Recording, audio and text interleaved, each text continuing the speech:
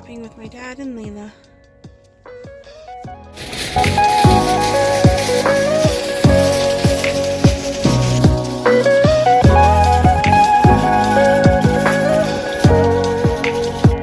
Hey everyone, and welcome back to the channel. I hope you guys are doing wonderful. I hope you guys are having a wonderful day. It is Sunday, January 26th when I'm recording this. So this hopefully will go up sometime next week. I'm trying to get ahead on some of the videos because next week's another week of possible appointments because there's also possibilities of snow. So who knows what's going to happen. So we went through session 2 of Untangled, and I finished reading the entire thing. I still have to watch the video though, but I kind of wanted to share a little bit from that with you since I've been sharing out of this book and just kind of share what's on my heart and what's been going on, because this is part of my healing journey. And I know a lot of people go through struggling with emotions, struggling with how to deal with emotions, how to react to things, how to excuse me, to not allow the emotions to completely take over our, entire day, entire lives. And sometimes it's really hard. And so in this section, this is called Notice. So this is the area where she starts talking about how we are going to start looking at our emotions. And I think in the last the last chapter, she said that this is how the process that we're going to go through is going to be to notice, to name, to feel, and to share, and to choose our emotions. So that's what this is. This is about learning how to notice our emotions. And I highlighted quite a bit in this section because I don't notice them so much. I mean, sometimes I do, but I'm very quick, like I shared before, to shut them down. I don't want to hear it. I don't want to deal with it. I don't want to face this. And I think that many times when I've struggled with panic attacks, anxiety attacks, were times when I was just relaxing. I was at home, or kind of felt more like nothing was going on. So why would I have a panic attack now? It seemed like when I would try to allow my body to just relax and enjoy a moment of I don't know, silence or whatever, after a day of being out, and maybe a day of shopping, or a day of when I was working, or back in the day in school even, and things like that, I figured this is my time to decompress, right? So I'm just going to relax. I'm just going to read, or whatever it was that I was doing. And that's when the panic attacks would come. And I don't know if it's just because I was on such high alert outside of this space, right? I was so quick to see everything around me. So I wasn't paying attention to how I was feeling. I was just trying to block everything, trying to not, I guess, kind of not allow myself to feel panicky or to feel whatever. So then when I was relaxing, it would happen, or it happened in my sleep. There were so many nights that I'd wake up from what I kept thinking these are nightmares, right? That's what's waking me up. But I couldn't always remember them, which is odd because most of the time I remember all of my dreams. So it was really weird, really odd for me to wake up in the middle of the night and have a panic attack, full-blown panic attack. I didn't know what the heck was happening. It was just, it was awful. It was scary. And then there was nights where I'd have where to wake up with really bad migraines. I don't know if that had something to do with the stress, anxiety, the panic attacks, but where I would see stars. I would see, that the light I couldn't see except for these like flashing lights in my eyes, and it was dark. It was like in the middle of the night, 2 o'clock in the morning or something. And that happened a lot when I first decided that, or when I first allowed myself to realize what was going on in my body, and I couldn't deal with being out, working at that moment because it was just too much, and I was getting sick. I think I was panicking partly because of that, because I was worried. Like I've said before, I worry about everything, and I'm learning that, even looking back now, everything that I was anxious about, everything that I was worried about, God always provided. Yes, maybe I didn't have all the wants I wanted and, all of that, but my needs were always met in one way or another. Sometimes they were in the strangest ways that I would never have expected. But I know it was Him. It was always Him. So here she's talking about,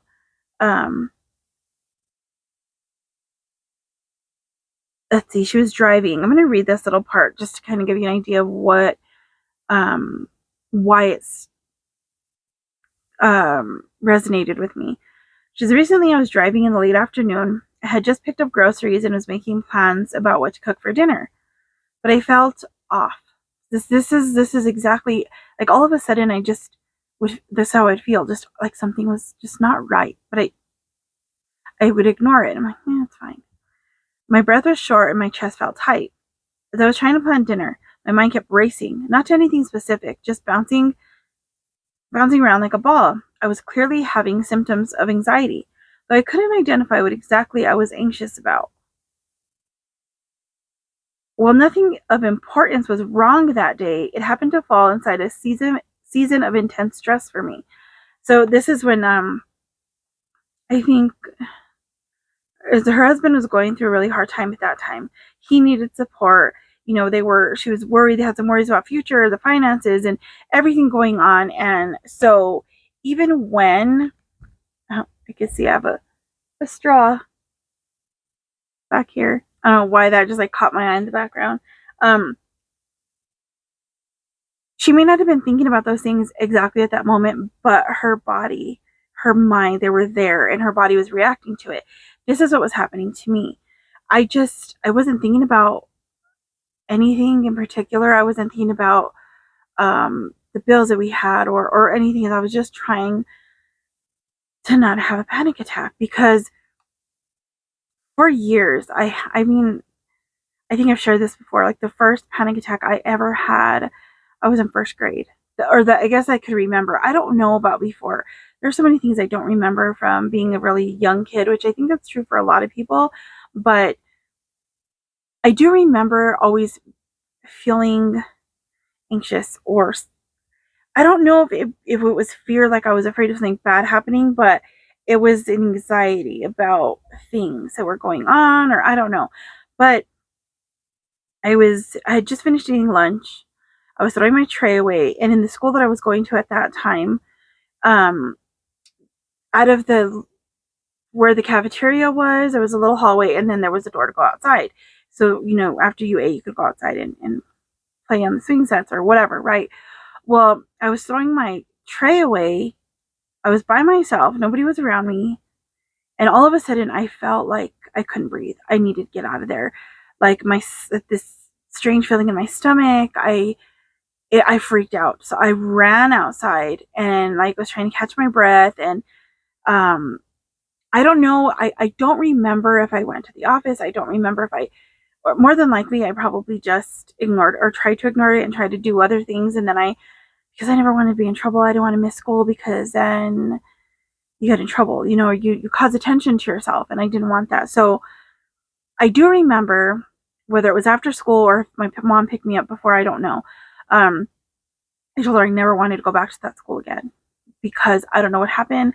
I don't even think I could explain it.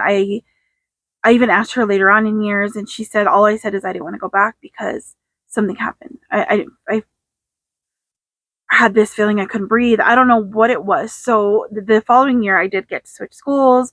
But still that same feeling followed me. although I don't remember having panic attacks like that at the next school, but I was always on edge. The same thing. I mean, I was in second grade. Well, first grade the first time, second, third, and fourth in a different school. And then they opened a new school where like I was like I think it was only fourth and fifth grade there. So I was like the first fifth grader class there. And that was a very hard year for me. And one of these days, maybe I can kind of share a little bit more about that. But it was this anxiety, and I don't know where it came from. I don't know if it's just personality trait of mine where I just tend to worry about everything, if it was a learned behavior, watching the adults in my family, because I tend to, like, I was always around the adults. Like I've said before, I am the oldest grandchild on my mom's side of the family, the oldest kid in my family. On my dad's side, I'm like the third oldest, and the other two I think are like about a year older and a year and some months older. So they're not like a lot older than me, but we were with my mom's family a lot growing up, because most of them lived in town at that time, and the next one that was, you know, in the line of the grandkids was my sister, and she's almost 5 years younger than me. And then after that, it was like my cousin, my sister, and the cousins, and each little group there was like three or so of them that was pretty close in age. So they had these, groups of them that were hung out together all the time, and I was kind of just there. And I don't know what it was. I felt like I couldn't get involved in whatever they were doing, playing or whatever. Like I don't know what it was. I don't know. There was some sort of anxiety. And I remember that even when I got a little older, maybe I was like, well, actually, it probably was only like 8, 9. I've talked about this before. My cousin in Farmington, they had a slip and slide. All of them were having fun, running around, sliding on the thing. And it was my turn. And I freaked out, and I was like, I'm not doing this. I can't, because they're going to watch me. Somebody's going to laugh at me. I'm going to make a fool of myself. And I don't know where that comes from. So, like, I know all of that is part of why I was having panic attacks as I grew up. And I dealt with almost a constant feeling of, like, depression. And, like, I'd go through these periods where I just couldn't shake that depression. And it seemed like for me, I used to always say that I just got more introspective during like the fall and the winter. And I mean, I did. I have the tendency to, like, I want to kind of cave in and hide away from everything. So that was like easy then, right? Because it's cold and whatever, and you don't want to be out. But I don't know if it had a lot to do with depression as well. But I still have the same thing, the same issues. I just try to pretend everything's fine. So I'll force myself to do some things, which isn't a bad thing. Like I'll force myself to go out and do some shopping or whatever. Granted, I come home and like the next day I feel like I got beat up because my body hurt so bad from all the chronic pain and stuff, but I need to move. So it's a good thing mentally and physically. It's a good thing to be able to get out and do some of that stuff. But the problem is I'm ignoring all the emotions that come with it. So it's each time it's harder and harder and harder, because I'm like, well, see, I had a panic attack. See, I couldn't deal with it. See, the pain is just too intense for me to be able to do these things. And so that's somewhere in my subconscious. It's not like, I said that word weird. It's not like something I'm thinking and like mulling over all the time. I think it's like an automatic thing for me. I think that's just things that I've done all my life. So later on down on the page, she says, my reserves are running low, scary low, in fact. These feelings were warning me. We're reaching the end of our rope here. Listen, I'm great at stuffing my pain into a box on the shelf, a skill that often serves us well in seasons of stress. I've got to function, right? If I let my difficulties run amok, how am I supposed to get anything done? The thing is, that only works for a time. Instead of staying quietly locked away, our emotions increasingly demand attention. In my case, while mindlessly making a dry cleaning run. And see, excuse me, for me, I think that's what would happen at night when I was sleeping. Oh, and my dreams, like I've said before, are extremely intense, and it's almost like my mind and my body, my emotion, everything's trying to process all the things that are going on, and it's through these weird dreams that they bother me all day long. The feelings, that heavy feeling, the feeling of fear, the feeling of overwhelm, the feeling of stress, the feeling of worry, the feeling of whatever it is that's going on. And instead of writing down the dreams and trying to deal with the emotion in there so that I can figure out what's going on, I try to ignore them. But they hardly, I mean, they can't really be ignored. Not really.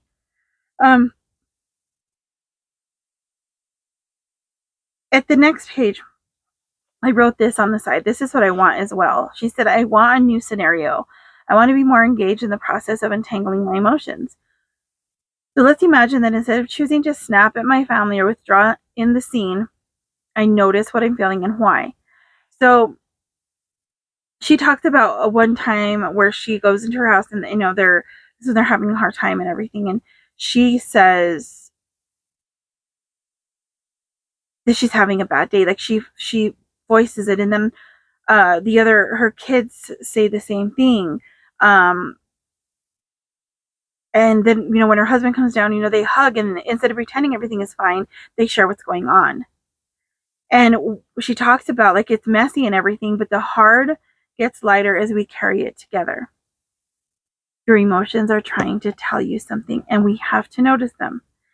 And, it's like they're telling us, she says here, they're telling us specific things about our situation. So depending on what's going on. And for me, it's been something that I've been doing my entire life.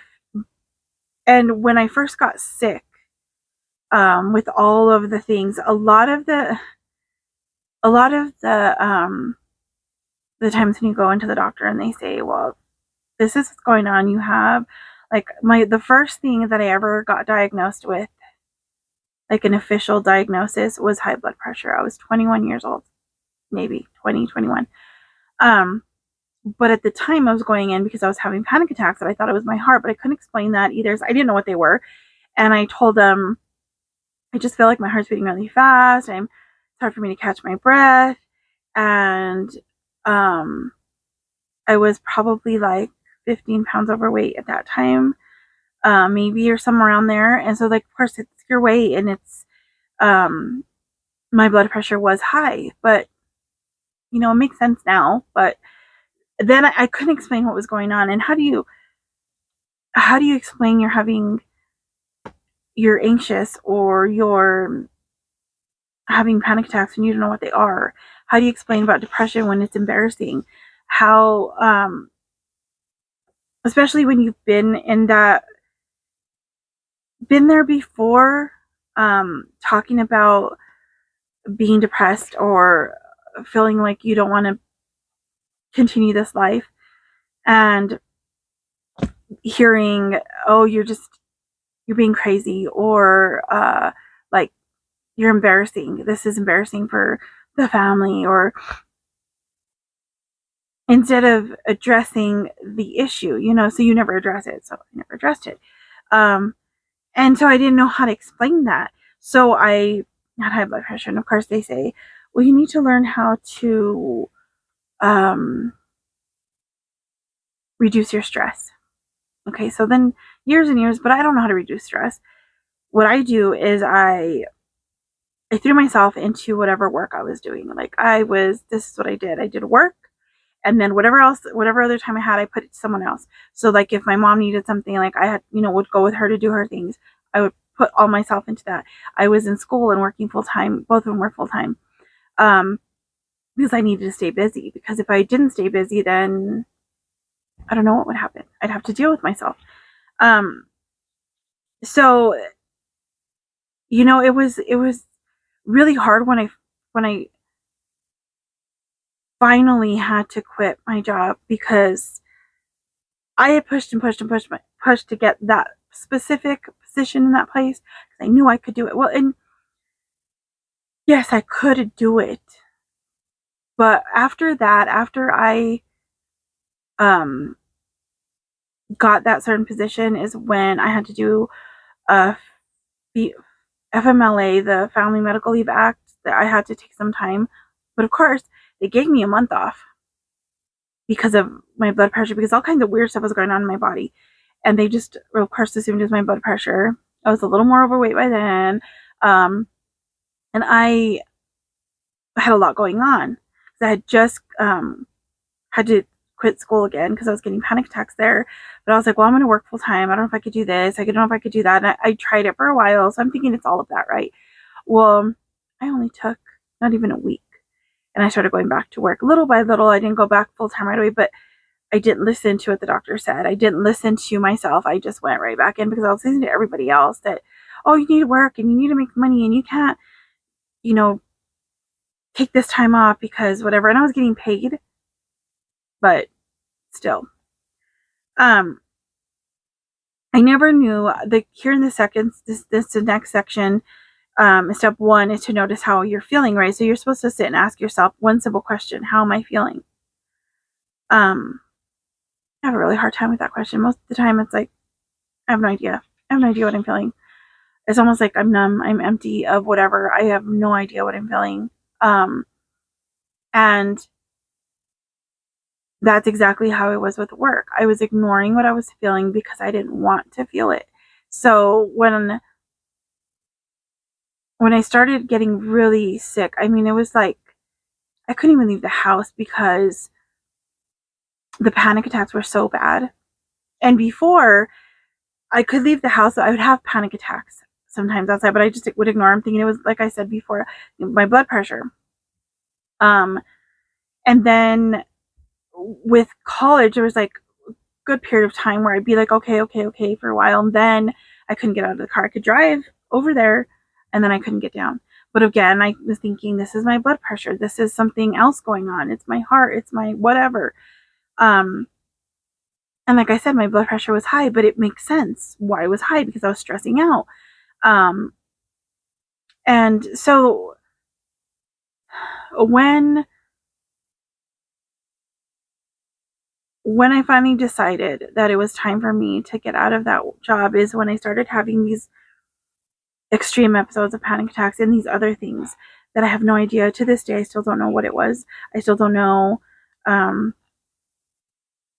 what was going on. I know it's anxiety, part of it. I know that they were panic attacks, sort of, but there was other things, and because of awful specialists that were just not willing to really take the time to help me out at that time, I just ignored it and I just went on, because then one of the doctors I was seeing at the time said it could have been something to do with some kind of silent seizure based on stress, probably, but because of what was happening to my body at work and just outside of work. And there was times like I remember the first time, and I think I may have shared this before, but I know I've had some new subscribers since then, so I'll kind of share this again. This is part of what I probably shared during my Journey to Healing videos. I'm pretty sure I have, but a few months before I quit my job, because I think this happened in like, might have been October, November, and I think my last days there was in March of that following year. I was at work by myself because at that time some things had changed at work, and I was having to work after hours, or after the office was closed, because I was in charge of getting the papers to the people who needed to deliver them. And we had to have the building open. So there was people working in the back, in the area where the papers were put together and all that kind of stuff, but I was in the front office. But that night, paper was going to be later for some reason, and so I was there alone in the front, and all the lights were off in there except in my office. I had music playing and I was, doing my work, and I stood up for some reason to do something, and I looked out of my office, and there was a window from my office to look into the front area, and I could have sworn that I saw someone walk by, like a shadow of something or whatever. And then immediately I had this like punch in the gut feeling, kind of like what happened when I have a panic attack, but it was like really weird. And all of a sudden, like, it felt like there was a haze around everything, and the music that I had on, it sounded like it was getting slower and slower. Like, I kind of felt like I was going to pass out. I sat down, and I didn't know what to do. I was like, well, maybe it's because I haven't eaten. It was after 5. It's like, well, I haven't eaten today since like early this morning. So maybe I just need to eat. Maybe that's what it is. So I called my mom, and I figured, I'll just invite her, see if she wants to go to dinner. And so she picked me up. We went to dinner. And I was okay after I ate. I felt a little better. I was really tired, though. It was almost like my body was completely drained of everything, and I didn't know what was going on. But I thought, well, I'll probably feel better. I'm probably just tired. I don't know. Because I'd been working since early that morning, and it was, late. And I would go in like, depending, I had to be there sometimes by 7, 8. It just depended on what was going on. And I take a little break in between and then have my, all that kind of stuff. Anyway, so we went to a grocery store, and we were standing at the, near the service desk. And there's like quite a few people in front of me, maybe like 4 or 5 people in front of me, and my mom. And my mom was talking to someone, and I'm just standing there, waiting for her to do what she needed to do, waiting in line basically. And it was like all of a sudden that same weird like something punched me right in the gut feeling again, and like it's almost like I would lose my breath, like when you get a punch in the gut and you're like that was what happened. And so the people that were talking, I could hear their voices and the music playing. And like I said, it would just get kind of like you were playing a record really slow. Like you would stop it and like slow it down.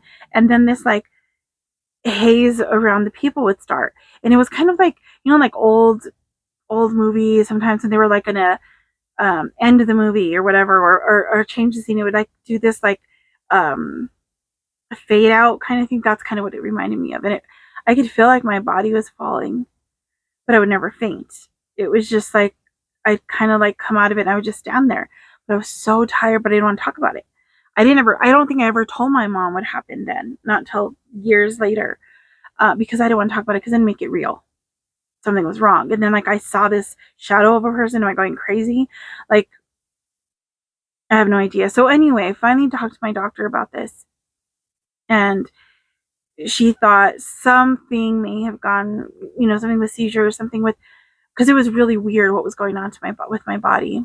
But the neurologist I went to was not a nice person. And this is like, it wasn't just me. I've heard this from so many different people about this man. He said he didn't have my paperwork, and I had my paperwork with me. I called and made sure because it was a 3-month wait before I could get in. Supposedly they had it. I went in there, and all he told me, well, you're overweight. You need to go to the heart doctor. But nothing to do with the neurological part of it, right? So I said, fine. Went into the stress test, went into the heart thing. Everything was fine. My blood pressure is high, of course, but everything was fine otherwise. But he never wanted to deal with it. Like, and I didn't want to go back because I didn't want to deal with him. I know, and there was nobody else close by at the time, and I just kind of let it go. Fast forward to from that point, which was 10 years ago, to about 5-ish years ago when we moved here. The move here, not exactly the having to come here. It was in the process of it was a really big thing because we had a lot of stuff. We lived in a way bigger place, and it was a lot of getting rid of things and having to let go of things and having to do all this, depending on people to help us because we didn't have a vehicle, or the cars that we had, it completely broke down. So it was a process, and we now live 40 minutes from where we lived before. So it was a long process. It was hard. It was letting go of a place that we lived. I had just, had been out of work for about 5 years then. My husband had been out of work for a little while too, because right before that, right, a little after I had quit, his back gave out on him. He couldn't walk for like 6 months. And his job required a lot of lifting. So it was a big mess, right? So anyway, before we moved, during that moment that we were doing the process of moving, I got sick, where the same thing was happening to me, but I was getting so dizzy and so like, just really bad, but I was ignoring it like I do. And I was just, whatever, it's my blood pressure, I'll just deal with it, that kind of thing. Well, this video is getting really long, so I'll try to end it here, and then I will do a part 2. I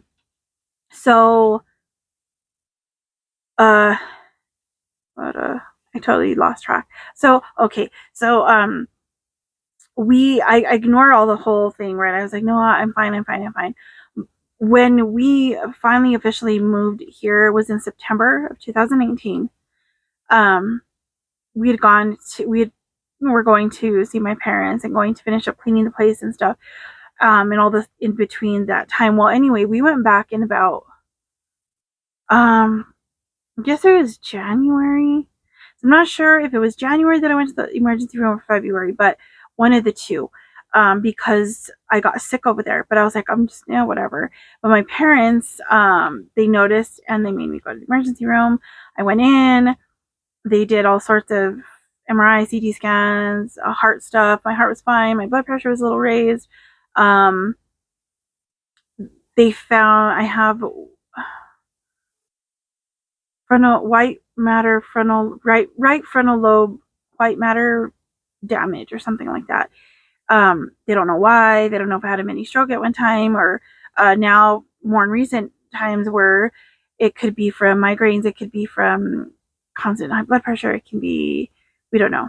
I do have I have an appointment with a neurologist on Thursday, but I may not make it because it's supposed to snow, and this is in Albuquerque, which is about an hour away from where I'm at, and from where I have to drive through, it gets really bad in a certain area there with the snow. So we'll see how that goes.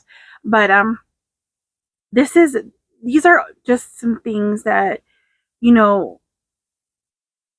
have happened to my body because of me stuffing all my emotions and me stuffing everything, me worrying, me stressing about everything. And so when I ask myself, how am I feeling? I have this journal that you to fill in how you were feeling. And I always, even now, I have this app, and there's this face in the middle that just has like that mouth that's just straight across, like, I don't know. I guess that's how I take that one. And that seems like it's like the one I hit the most, because I have no idea. Like, sometimes I feel nothing. And I know that's not necessarily true. I know there's some feeling. I know there's emotion in there. But I blocked out so much of it that I don't know what I'm feeling, or I don't want to face it. I don't know how to bring it to the surface when I need to process it, but it'll surely come out when it's not supposed to. So I'm going to read this last part here, and then I'll end the video here. Noticing is simply saying, I'm experiencing some feelings. There's probably a good reason you're experiencing these feelings. For now, notice and invite God, then listen for what he has to say. So that's my process. That's what I'm trying to work on now. I've been writing and different things, and I'll go over a little bit more in the next video. So I hope that I hope that this is giving you something to think about if it's something that you struggle with as well. And hopefully that you can reach out to the Lord and process the things that are going on in your life if you struggle through anxiety or depression or intense emotions, or just trying to ignore things, because I know many of us do. I've met many people who struggle with a lot of the similar things that I do, and that's why I'm sharing here. That's why I want to keep this channel very transparent, vulnerable. It's really hard for me doing this. There's times I don't want to even post it, but I try not to edit so much anymore. I try to like go through them and kind of look and make sure I didn't do anything really crazy or say, or like totally mess up in spots and, you know, edit that out or whatever. But for the most part, I try not to edit because I know once I do that, I'll delete it. I've done it before. I've deleted videos. I've even uploaded them where they're supposed to go live in a couple days. I'll take them down because it's embarrassing, because there's people out there that are so ready to be rude, be mean, instead of being helpful. Or just, if you don't like it, just don't, you can walk away from it. You don't have to watch it. You don't have to be involved in it. And, you know, it's just a really hard thing, especially when we're dealing with emotions and we're dealing with real things going on in our lives. But when I first started this channel, this is what God put on my heart for me to do, for me to share my journey through healing, share all the things that I was going through, because it may be something someone else is going through. This could maybe help them, or if it's something they've been through and they're on the other side now, or whatever, we can maybe encourage and help each other. So, you know, this is what this is supposed to be for, you know, my journey through processing this stuff, and hopefully in turn, encouraging and helping someone else. And ultimately, it's to glorify the Lord. It's to strengthen my relationship with Him, and hopefully bring through this, show people how we need Him more than anything else. Like nothing else comes close to helping us through the things that we go through than being in close relationship with the Lord. So I will see you guys in the next one. If you guys have any prayer requests, any questions, anything you'd like to share, leave those in the comments below. I'd love to hear from you guys, and I'll see you guys in the next one. God bless you. Bye.